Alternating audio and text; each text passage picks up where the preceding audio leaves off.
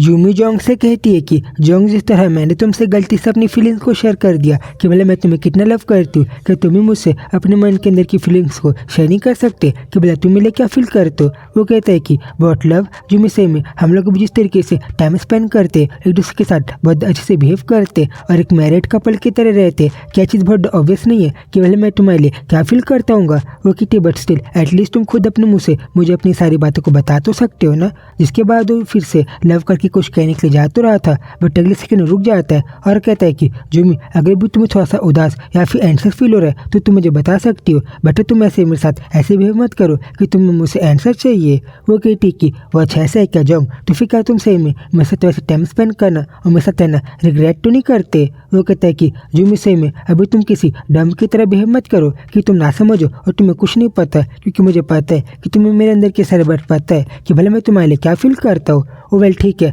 अगर तुम इतने ज़्यादा मुझसे बैक कर रही हो और तुम मुझसे इतने ज़्यादा एक आंसर को चाहती हो तो मैं तुम्हें बता दूँ कि नहीं, मेरे अंदर कोई भी रिग्रेट नहीं है और मैंने अब तक तुम्हारे साथ जो भी टाइम स्पेंड किया है वो चीज़ें अच्छी लगी है और मुझे उन चीज़ों का कोई भी रिग्रेट नहीं है। जिसके बाद वो शांत हो गई थी, बट अपने मन में कहती हुई कि इसने मुझसे सारी बात को कह दिया, बट मैं जो इससे लव का सुनना चाहती हूँ कि मेरे लिए कितना लव का फीलिंग फील करता है, इसने मुझे सब तक वो सारी बातों को तो बिल्कुल भी नहीं कहा। और वो कहती कि पहले मुझे पता ही था जोंग कि तुम ऐसे इंसान तो बिल्कुल भी नहीं हो जिसके अंदर कोई रिग्रेट रहे, और तुम तो अपनी लाइफ को बहुत अच्छे से ही बिताते हो, और तुम तो ऐसे इंसान हो जो कि गैंगस्टर है, जो कि दूसरों को रिग्रेट फील करवाता है, ना कि खुद कोई भी रिग्रेट फील करता है। वो कहता है कि वेल अगर अच्छा ऐसे ही यूमी, तो फिर मुझे ऐसा लग रहा है कि जिसके पहले कि मैं अपनी मीटिंग में जाऊँ मुझे तुम्हें भी कोई रिग्रेट में नहीं छोड़ना चाहिए, और अभी तो हमें शायद से बहुत अच्छे से टाइम स्पेंड करना चाहिए इन सारी बेकार बातों को छोड़ के, क्योंकि हमें दूसरे के मन की फीलिंग्स को ऑफकोर्स 100% पता है। यूमी ब्लश करते हुए कहती है कि जोंग इस टाइम पे क्या हम लोग को सेम इस टाइम पे वैसे बिहेव करना है। वो कहता है कि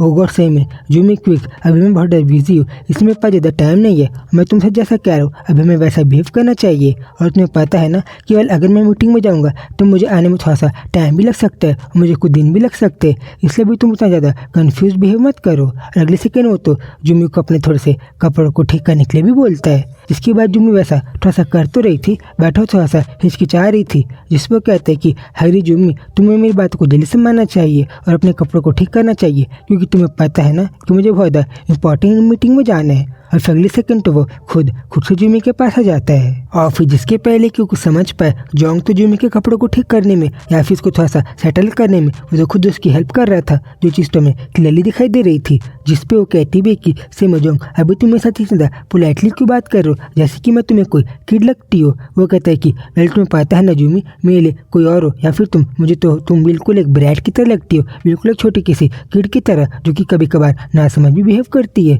वो कहती है कि वॉट सेम, भी तुम मुझे एक ब्रैट कह रहे हो और अभी तुम ऐसे ज़्यादा अच्छा टाइम स्पेंड करने वाले हो, तब के तुम्हें सेम मुझे ऐसे मुझे चिढ़ाना चाहिए। वो कहते हैं कि ठीक वेल अभी तुम्हें सब साइड में जाकर छोड़ो, और मैं तुम्हें जैसा कह रहा हूँ तुम्हें मेरे साथ वैसे बिहेव करना चाहिए और तुम्हें तो मेरी सारी बातों को मानना चाहिए। वो तो जो मेरे साथ ऐसी थोड़ा सा फ्लर्ट भी करने लग जाता है। जिन चीज़ों को सुन के तो वो भी हैरान थे कि वॉट, मैं तो कन्फ्यूज हूँ कि भला कभी कभी जोंग को होके जाता है। और कहता है कि वेल यूमी, तुम्हें पता है ना कि मैं तो गैंगस्टर हूँ जिसने अपनी लाइफ में बहुत सारी बुरी चीज़ों को किया, इसलिए अगर मैं तुम्हें ऐसा अभी अपने वर्क को करने जाने के पहले ऐसे बिहेव भी करूँगा तब वो क्या वो सारी चीज़ें मेरे बिहेवियर में या फिर बाकी चीज़ों में कोई डिफरेंस क्रिएट करेगी भी, क्योंकि ऑफकोर्स मैं तो एक गैंगस्टर हूँ जो कि तुम्हें भी पता है। और उसकी सारी बातों को सुन के तो क्योंकि जो भी एक गैंगस्टर थी और उसके फादर, वो तो बहुत स्माइल भी करने लग जाती है, और फिर जिसके पहले को समझ पाए जोंग तो उसके वापस थोड़ा सा क्लोज भी आ जाता है। वो तो यूमी के हाथों में बहुत अच्छे से उसे किस भी कर देता है, जो चीज़ तो हमें क्लियरली इमेज में दिखाई दे रही थी। और इस टाइम पे तो यूमी भी बहुत ब्लस्ट नहीं लगी थी और कहती भी है कि तो उसे में जोंग, अभी क्या तुम वापस से वैसे ही बिहेव करने वाले हो, जिस पर कुछ नहीं कहता, बट तो यूमी के पास थोड़ा सा ज़्यादा क्लोज आ गया था। डैन फिर अगले सीनों में दिखाई देता है कि भला जोंग कितना ज़्यादा स्माइल कर रहा था। वो तो कहता भी कि ठीक है यूमी, तभी मैं मेक श्योर करूँगा कि जिसके पहले कि मैं अपनी मीटिंग में जाऊँ उसके पहले हम लोग बहुत अच्छे से बिहेव कर पाए, ताकि तुम्हें मेरी ज़्यादा याद न और तुम्हें ज़्यादा मिस मत करो। वो कहती कि सेम जोंग, कभी कभार तो तुम मुझसे कुछ ज़्यादा एक परवट या फिर ऐसी कुछ ज़्यादा और मस्ती मजाक कर देते हो, जो चीज़ को देख के तो मुझे थोड़ा सा कभी कभार अजीब भी लगता है। वो कहती कि वो अच्छा ऐसा, और तुम मुझे कह रही हो कि मुझे शेम फील नहीं होता, तो क्या तुम मुझे बताओगी कि क्या जो मेरे सामने एक लड़की है कि वो भी मेरी सारी बातों को नहीं मान रही है और तुम बस मुझे ब्लेम कर रही हो। वो तो इसी बात को कहते हुए जूमी के साथ वापस से थोड़ा सा वैसे ही बिहेव करने लगा था, जो चीज़ तो मैं क्लियरली मैच में भी दिखाई दे रही थी कि बेला जूमी की तरह ब्लश कर रही थी और उसने तो भड्डा अपने थोड़ा सा स्टोरी मशीन ऐसे आगे बढ़ रहा था। और इसी सीन के बाद आगे लोग को ज़्यादा बातचीत तो नहीं कर रहे थे, बट हमें दिखाई दे रहा था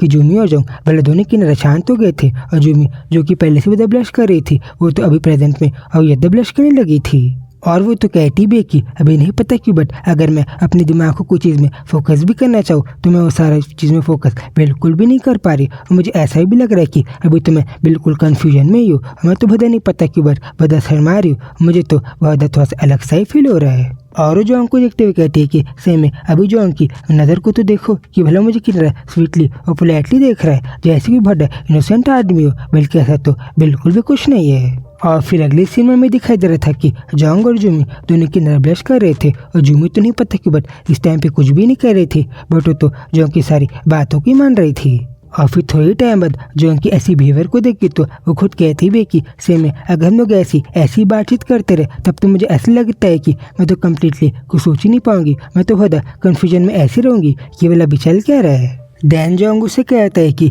वेल जूमी, मुझे ऐसा लगता है कि तुम्हें इतना देर तक खड़े नहीं रहना चाहिए, वरना तुम अपने आप को थोड़ा सा तंग भी कर दोगी और तुम्हें मेरी बात को मानते हुए शहर से साइड में जाके बैठ जाना चाहिए ताकि तुम्हें थोड़ा सा आराम और रेस्ट फील हो। जिस पे भी क्या करती है वो उसकी बात को मान के बिल्कुल ऐसा ही करती है और कहती कि बेटा ठीक है जो, पर तुम एक बात को याद रखना कि तुम्हें तो अपनी मीटिंग में भी जाना था क्या। वो कहती कि हाँ तुम बात को बिल्कुल सही कह रही हो और मैं जल्दी से अपनी मीटिंग में जाऊँगा। और फिर जिसके पहले की स्टोरी मिशन आगे बढ़े हमें दिखाई दे रहा था कि जोंग तो अगले सेकंड जूमी के पास आ गया था। वो तो उसके साथ बहुत अच्छे से बातचीत कर रहा था, उसे पूछ भी रहा था कि जूमी क्या तुम अभी ठीक हो कि नहीं, और स्टोरी में सीन थोड़ा सा ऐसे आगे बढ़ रहा था। तभी जूमी कहती भी कि वेल अभी तो मैं जोंग की इंटेंशन को देख के समझ सकती हूँ कि शहर से तो जानबूझ के मुझे टीज करते हुए घर से बाहर जा रहा था ताकि मैं कन्फ्यूजन में आ जाऊँ और मैं इसके पास आ जाऊँ, और ये तो सब इतने पक्का से पहले से प्लानिंग कर लोगी कि भले से मुझे कैसे तंग करना है, जैसे कि अभी मुझे थोड़ा सा टीज कर रहा है। और ऐसे कहती भी कि सेमुजोंग तुम तो कभी कभार मुझे एक मेनियक, परवट और बाकी थोड़ा सा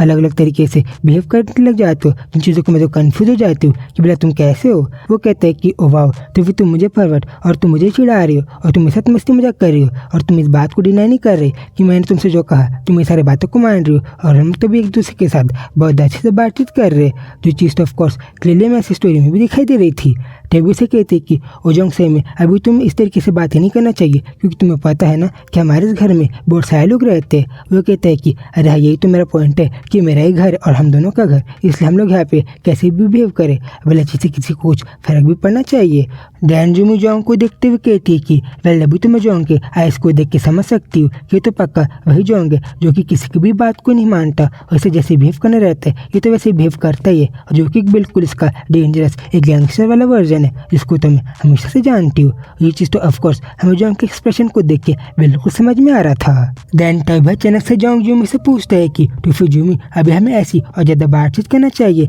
या फिर मुझे अपनी मीटिंग के लिए जाना चाहिए, जिस पर कहती कि ओ जोंग अब भला तुम्हें मीटिंग में कब जाना है ये चीज़ तो तुम्हें भी पता होगा ना। जिस पर जोंग स्माइल करता है और फिर ऐसे अगले सेकेंड में तो थोड़े टाइम बाद अपनी मीटिंग के लिए चले जाता है। और फिर तब इसी सीन के साथ ये वाली साइड स्टोरी ये पे ख़त्म होती है।